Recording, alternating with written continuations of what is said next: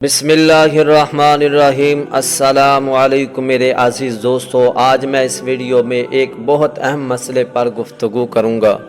آج کی ہماری ویڈیو کا ٹاپک ہے کہ حضور علیہ السلام نے اپنی امت کو قضائے حاجت کرنے کے کون سے طریقے بتلائے، بلکہ اس پر خود حضور علیہ السلام کا عمل مبارک بھی تھا۔ ویڈیو نہایت اہم ہے، بغیر سکپ کیے مکمل ضرور دیکھنا۔ ویڈیو پسند آئے تو لائک ضرور کر دینا، اور اگر دل اجازت دے تو ہمارے اسلامی channel better life Islamic advice کو سبسکرائب کر دینا، زبردستی نہیں ہے۔ معزز سامعین کرام، دین اسلام ایک واحد دین اور مذہب ہے جو انسان کی پیدائش سے لے کر موت تک مکمل رہنمائی کرتا ہے، زندگی گزارنے کے تمام اصول بتاتا ہے۔ ان میں سے ایک قضائے حاجت بھی ہے۔ اسلام نے ہمیں قضائے حاجت کے تمام تر اصول بتا دیے، وہ اصول درج ذیل ہیں۔ حضرت مغیرہ رضی اللہ تعالی عنہ فرماتے ہیں کہ حضور علیہ السلام قضائے حاجت کے لیے آبادی سے دور چلے جاتے تھے۔ حضرت انس بن مالک رضی اللہ تعالیٰ عنہ فرماتے ہیں کہ حضور علیہ السلام جب بیت الخلاء جانے کا ارادہ کرتے تو یہ دعا پڑھتے، اللہم انی اعوذ بک من الخبث والخبائث۔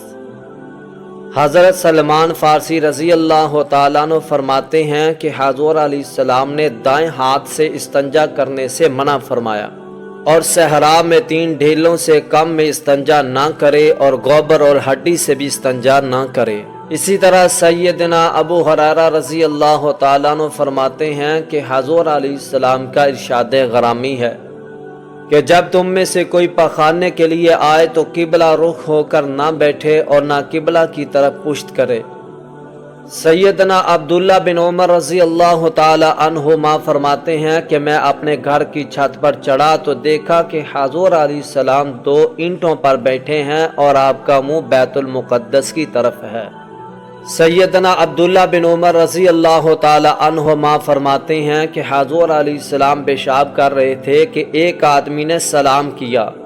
حضور علیہ السلام نے سلام کا جواب نہ دیا، آپ علیہ السلام نے تیمم کر کے اس کے سلام کا جواب دیا۔ اسی طرح سیدنا حذیفہ رضی اللہ تعالیٰ عنہ فرماتے ہیں کہ حضور علیہ السلام ایک قوم کے کوڑے کے ایک ڈھیر پر آئے اور کھڑے ہو کر پیشاب کیا۔ حضرت حذیفہ رضی اللہ تعالیٰ عنہ فرماتے ہیں کہ میں ہٹنے لگا تو حضور علیہ السلام نے منع کر دیا، آپ نے مجھے اپنے قریب کر لیا، میں آپ کے پیچھے ایڑیوں کے قریب کھڑا ہو گیا۔ حضرت امیمہ بنت رقیقہ رضی اللہ تعالیٰ عنہ فرماتی ہیں کہ نبی اکرم صلی اللہ علیہ وسلم کے پاس لکڑی کا ایک پیالہ تھا جو آپ کی چارپائی کے نیچے رکھا ہوتا تھا، جس میں حضور علیہ السلام رات کو اٹھ کر پیشاب کیا کرتے تھے۔ سیدنا ابو ہریرہ رضی اللہ تعالیٰ عنہ فرماتے ہیں کہ حضور علیہ السلام نے فرمایا 2 لعنتوں والے کاموں سے بچو۔ صحابہ کرام نے پوچھا کہ وہ 2 کام لعنت والے کون سے ہیں؟ تو آپ علیہ السلام نے فرمایا سائے میں یا راستے میں پخانہ کرنا لعنت کا موجب بنتا ہے۔ اسی طرح سیدنا ابو ہریرہ رضی اللہ تعالیٰ عنہ فرماتے ہیں کہ حضور علیہ السلام نے منع کیا کہ ہم ہر روز کنگھی کریں یا اپنے غسل خانے میں پیشاب کریں۔ میرے عزیز بھائیو، اسی طرح سیدنا ام المومنین عائشہ رضی اللہ تعالیٰ عنہ فرماتی ہیں کہ حضور علیہ السلام بیت الخلاء سے باہر نکل کر غفرانک کہتے تھے۔